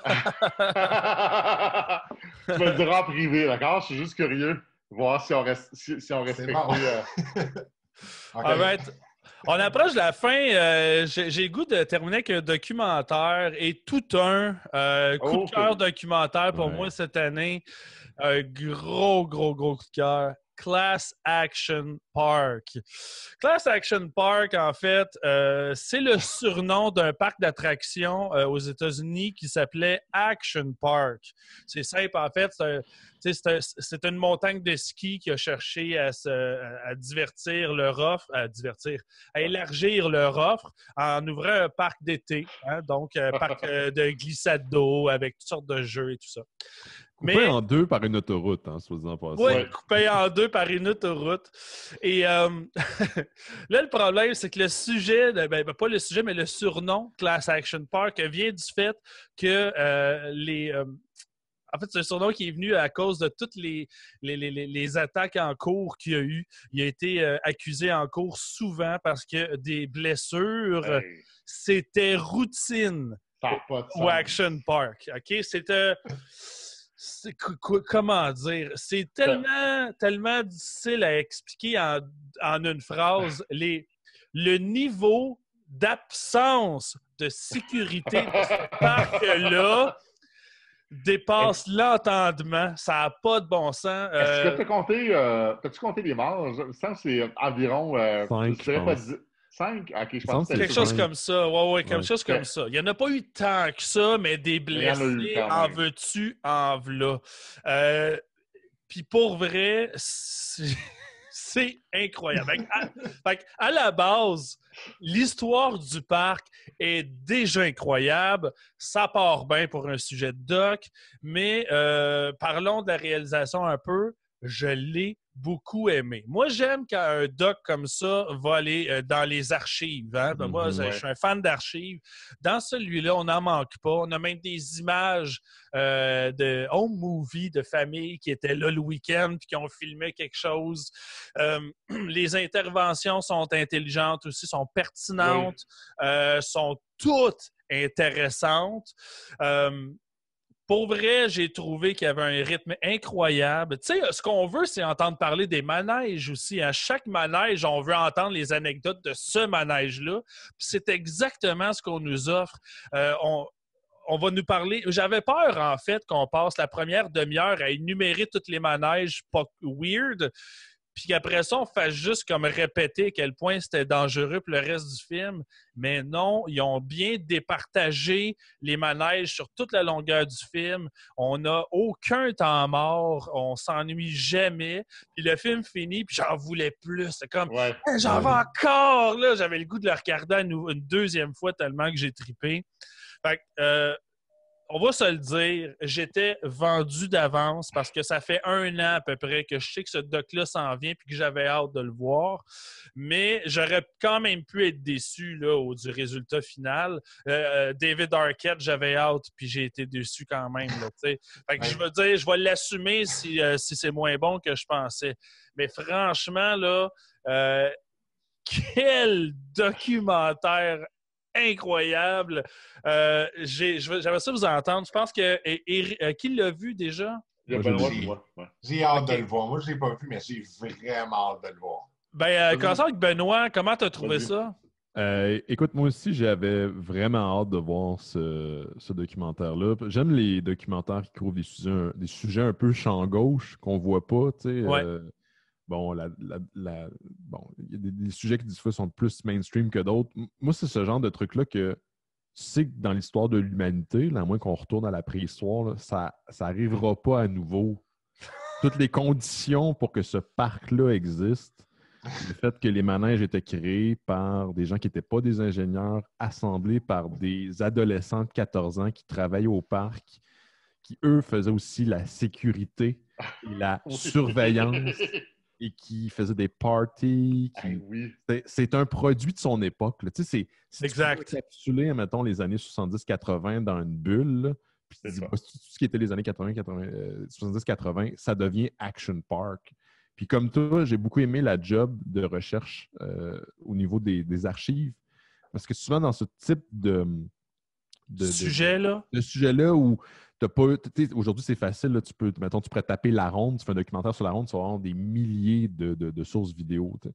Mais là, c'est un truc qui existait dans les années 70, 80, même 90, mais à une époque où les appareils pour enregistrer la vidéo étaient moins populaires qu'aujourd'hui. N'importe qui, aujourd'hui, avec son téléphone peut l'avoir. Puis j'ai trouvé qu'il y avait une belle job de recherche au niveau des archives, puis rares sont les scènes qui reviennent. On va réutiliser quelques fois le même footage, quelques fois, mais c'est très, très rare. Puis c'est juste de voir aussi le contexte dans lequel ce parc-là est né, que la personnalité du propriétaire a influencé sur les actions qui ont été prises aussi. Tellement! Quel weirdo! Tu sais, quand tu écoutes le documentaire sur le Fire Festival, tout le long, tu es comme, mais voyons donc. Puis tout le long que tu écoutes Action Park, Clash Action Park, tu te dis, ben voyons donc. Comment ça c'est arrivé? Pourquoi ils ont laissé faire ça? Il y avait une fan électrique dans la place des kayaks. Oui, pourquoi il y a une fan de brancher dans l'eau? C'est pour faire des rapides. Faire des rapides, mais ça, puis les go-karts à côté de la microbrasserie. Les trucs un peu les go-karts, mais de l'eau, là, c'est les petits bateaux qui étaient dans un parc, pas dans un parc, pardon, mais dans un étang où il y avait de l'huile puis des serpents. C'est con à plusieurs fucking niveaux. Là. C'est vraiment... Mais le sujet est intéressant. Moi, ma seule critique que j'ai en fait contre le documentaire, puis je sais pas si c'est la version qu'on a eue, mais le son est extrêmement mal mixé. La musique prend le dessus sur toutes les interventions. Les interventions, il n'y en a aucune qui est à niveau. Il y en a qui sont plus fortes, il y en a qui sont extrêmement basses. Puis de toute manière, fait que j'ai l'impression qu'on a eu une version de travail. J'ose espérer que ce soit la version qui sera disponible sur HBO Max, mais... C'est vrai que c'est possible. Des fois, j'essayais d'écouter ce qu'on disait, puis je perdais les mots, je perdais les interventions. Puis c'est la première fois, en fait, que j'utilisais la plateforme de Fantasia, qui va super bien, là, soit dit en passant, mais je ne savais pas qu'il y avait des sous-titres incorporés dans les films. Il y a une façon selon les films. Moi, je l'ai regardé avec sous-titres, fait que j'ai pas remarqué ça, moi, c'est vrai. Fait que j'ai perdu beaucoup d'interventions. Mais sinon, c'était un sujet fascinant. Là, j'ai goût de voir le film de Johnny Knoxville qui a été inspiré. Moi aussi. Action Park est inspiré de faits réels, en guillemets. Mais ouais, j'ai eu du fun. Je trouvais que c'était un peu... tu sais, Fantasia me fait découvrir des fois des documentaires de même, là, comme il y a une couple d'années, c'était King of Kong. Oui. Ça fait longtemps, là, ça fait très longtemps. Puis j'étais, si je suis content d'avoir découvert ce documentaire-là à Fantasia. Là, je suis content d'avoir découvert ce documentaire-là grâce à Fantasia. Mais je vais vous donner un exemple. J'aimerais ça donner un exemple de manège. Il y en a un qui est justement dans la bande-annonce, qui est presque sur l'affiche. Celui-là. Ça aussi, ce dessin-là est dans l'explication de comment fonctionne ce manège-là. On le voit ici. Là. C'est un tuyau dans le noir. Okay? Dans le tuyau, tu ne vois rien. Tu descends à une vitesse incroyable. Puis là, le concept, c'est que tu dois faire le tour dans le flip puis te sortir après. mais c'est parce que techniquement, d'une réflexion d'ingénieur, tu fais pas ça. Évidemment, toutes les... souvent, ils utilisaient les employés mineurs pour tester les manèges. Hey, vas-y! Alors, je te donne 100$. Ouais, celui qui ose descendre sa glissade-là pour l'essayer, je lui donne 100$. Elles sont toutes sorties blessées. C'est super dangereux. Il y avait des dents. Non, mais c'est tentant. 100$ des années 80, c'était de l'argent. Ouais, je sais bien, mais à un moment donné, ils ont ouvert. Il y avait des portes dans le tuyau, au cas quelque chose respirait. Puis le gars, il a trouvé plusieurs dents de prix de gens qui s'étaient cassés les dents dedans. C'est ridicule, là. Oui. Ça n'a pas de bon. Juste la slide, là, tu sais, que t'es sur une espèce de petit traîneau qui va super vite, puis il n'y a aucune protection. Ça existe encore, ça? Oui, ça existe. Oui, mais mieux fait, sécurisé. Le rack ne peut pas sortir du chemin, là, tu sais. Je trouvais ça fascinant, la mère, justement, du jeune garçon qui est mort là-dedans. Ah, ouais, hein? Puis, tu sais, comment que la manière dont traitait le propriétaire... C'était épouvantable. C'est terrible. Son espèce de magouille pour les assurances, là, pour pas avoir des assurances. J'ai créé sa propre compagnie d'assurance. Parce que ça, t'as pas le choix d'avoir un parc comme ça, t'as pas le choix d'être assuré. C'est la loi. Fait que comme aucune compagnie veut assurer ça, il a inventé une compagnie d'assurance sur papier puis il a fait à croire qu'il était assuré. C'est de la bullshit. Oui, vraiment. C'est comme si ce parc-là, c'est comme si la cocaïne était propriétaire d'un parc. C'est les excès les plus extrêmes avec aucune bonne décision. Je trouvais ça intéressant, la réflexion. Tu sais, les témoignages des gens qui allaient, qui étaient ados. Ils disaient, tu sais, nos parents ne se posaient pas la question qu'est-ce qu'on faisait. Tu sais, ils disaient, c'était l'époque. T'envoyais tes enfants, va jouer, puis c'est correct. Va jouer dehors, c'est ça. Fais ce que tu veux, tu sais. On t'envoie le soir, c'est ça. C'est la manière comment les enfants étaient élevés à l'époque versus aujourd'hui. Oui, parce qu'on était élevés un peu de même. Un peu comme ça, ouais. Va jouer dehors, puis t'en reviendras pour souper. All right. C'est déjà la fin de l'émission. On pourrait peut-être clore avec un court-métrage, Olivier. Il y a un court-métrage que je t'ai suggéré cette semaine parce que des fois, quand je regarde les films live puis que c'est pas encore l'heure, ben je me tape toujours un ou deux courts-métrages. Je regarde qu'est-ce qu'il y a puis j'en essaye au hasard. Je vais à l'aveuglette. J'ai vu un court-métrage, Dead Birds, puis... sans que ce soit un court-métrage parfait, j'ai tout de suite pensé à Olivier parce qu'il y a une vibe de ce que Olivier aime voir au cinéma d'horreur, la vibe de bullying, puis de vengeance, surtout dans les petites écoles. Dans ce cas-ci, je pense une école secondaire. Je savais qu'Olivier était prêt et ça a été le cas finalement. Tu as aimé Dead Birds? Parle-moi un peu. J'ai écouté ce matin. Merci, Stephen Lee. Dernière minute qui me l'a envoyé. Cool. Un ange. Écoute, grosso modo, l'histoire, c'est un court-métrage de 35 minutes. C'est une jeune fille au secondaire ou college, quoi que ce soit, là, comme on peut voir ici, qui fait partie d'une équipe de badminton. C'est une fille finalement qui est un peu effacée de tout, comme une genre de Carrie, si on veut. Pas à l'extrême, mais une espèce de Carrie, si on veut. Puis, elle, tout ce qu'elle veut, finalement, c'est être bonne au badminton, comme sa mère l'avait été. Elle veut gagner le championnat. Donc, il y a une chapelle, finalement, dans le collège. Puis, à un moment donné, elle va faire un vœu qu'elle ne termine pas devant le vitraux, si on veut, le vitrail de l'archange Gabriel. Elle n'a pas choisi le bon. Fait que là, un soir, elle rêve.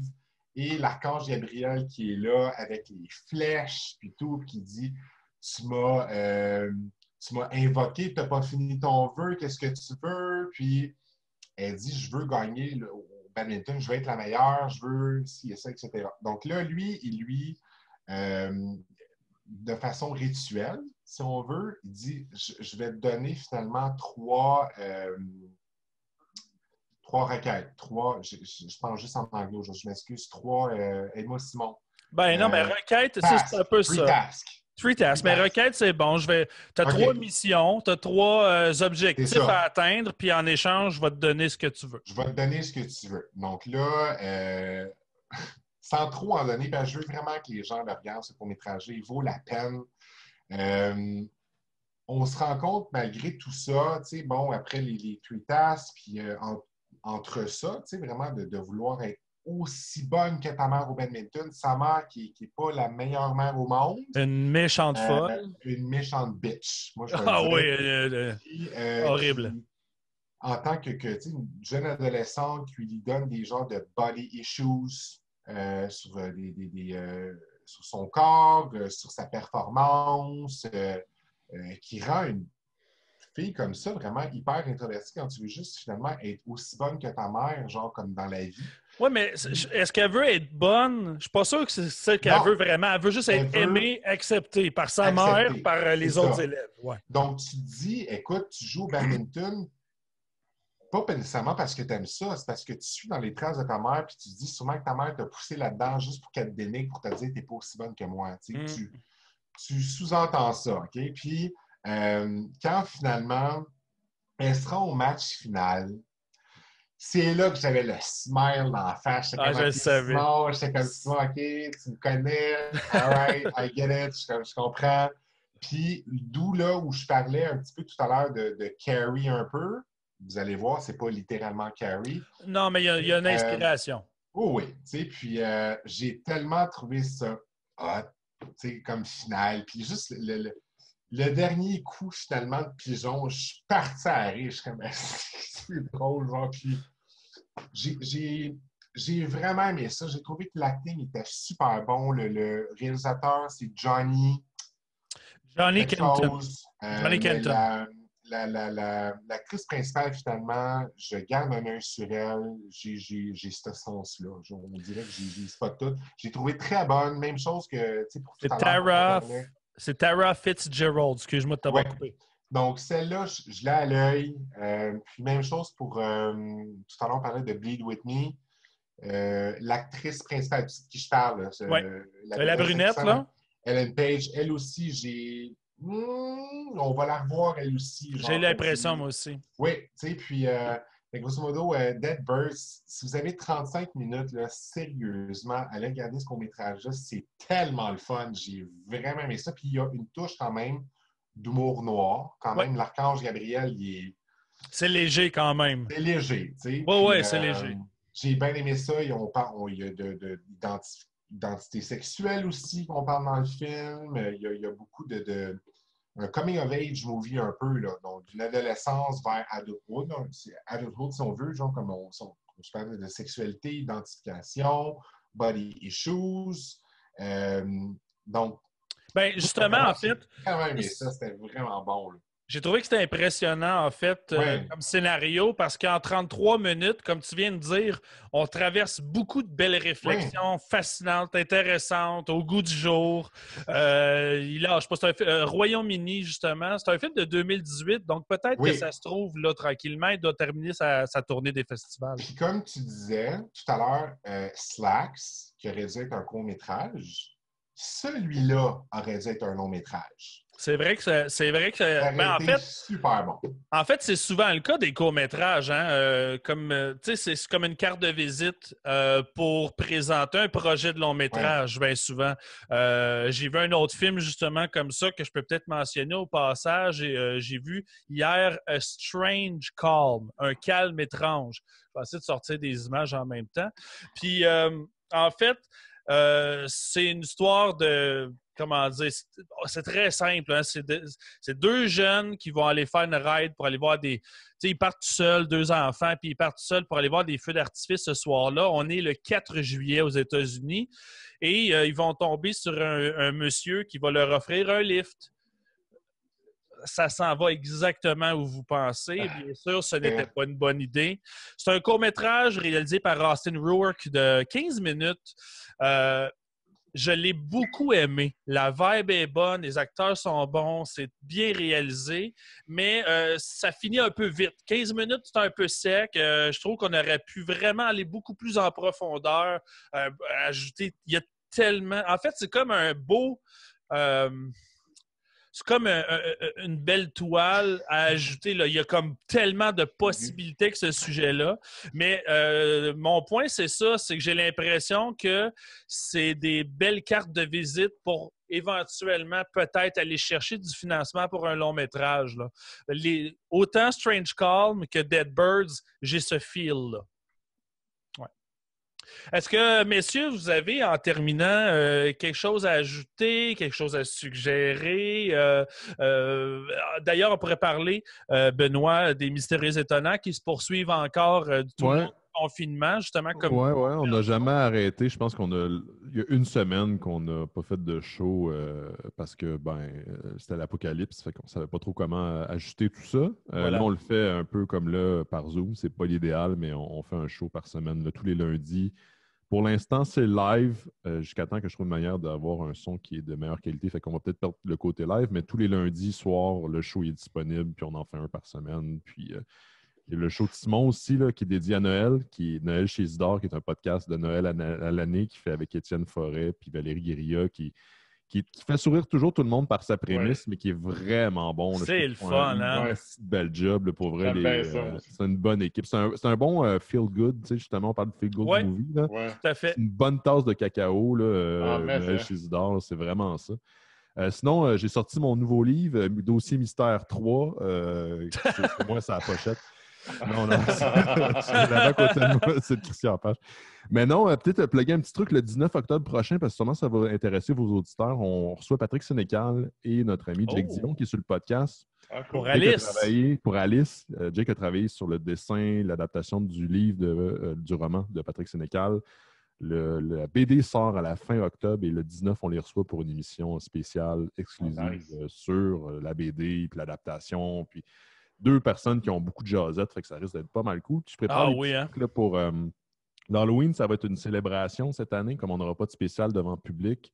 Je fais des petits trucs qui vont être sur notre Patreon, sur notre Discord, puis pour le public général des Mystérieux. Je vais annoncer ça dans les prochaines semaines. Fait que, si vous trouvez trippé BD, culture pop, on est là depuis... ça va faire 15 ans en janvier. Oh ouais, ça fait longtemps. Wow, ouais. Un petit bout. Mais c'est hâte, ça. J'ai hâte d'entendre ça, cette entrevue-là. Moi, j'ai participé au sociofinancement aussi. Là. J'ai très hâte de lire ça, là, l'adaptation BD de Alice. Peut-être un dernier truc, tu voulais juste un commentaire. Je ne l'ai pas plugué toutes mes affaires, mais je le sais fait, mais je trouve que la plateforme est vraiment le fun de Fantasia, dans le sens que j'avais des craintes, mais au départ, parce que c'était nouveau, puis Fantasia, c'est surtout axé sur l'effet de foule, le public, le site du festival, ça fait partie du charme de l'événement. Puis ça, on va s'en ennuyer, c'est certain, ça ne va jamais être remplacé, mais la plateforme est vraiment le fun. Elle fonctionne bien. J'ai jamais eu de problème technique. Pour vrai, là, c'est chapeau. Ça, c'est une plateforme, en fait, qui existe depuis un petit bout de temps, mais évidemment, qui a explosé cette année. Mm-hmm. Donc, c'est Shift 72 en collaboration avec Festival Scope. C'est vraiment une belle plateforme. Ouais. Puis, chapeau, moi aussi, je suis agréablement surpris. Ouais. Super. Ben, messieurs, Olivier, Eric, avez-vous quelque chose à ajouter? Hey, non, même pas. Non. Ben, correct. Tout va bien. Merci beaucoup, messieurs. Merci, Benoît, de t'être joint à nous aujourd'hui. C'était bien fun. Oui, merci. Tu vois, cette année, il n'y a pas le show de Fantasia, fait que il fallait que j'aille mon fixe de parler de Fantasia. Ben oui, même affaire pour nous. Là, à défaut de diète, on veut au moins en jaser. Ça, on va être de retour. Le festival se termine le 2 septembre, donc il reste que quelques jours. Mais les oubliettes, on va revenir pour un dernier épisode de critique de Fantasia. Donc, la semaine prochaine, mardi prochain. Benoît, je te le dis, tu es le bienvenu si ça te tente de te joindre à nous encore une fois. On invitera probablement Steven aussi. Sur ça, merci d'avoir été à l'écoute. Merci beaucoup. Fantasia se poursuit. Manquez pas ça, plus que quelques jours. Et on se revoit la semaine prochaine pour d'autres critiques. Achetez mon livre. Allez, merci. Bonne journée à tous. Tout le monde. Salut.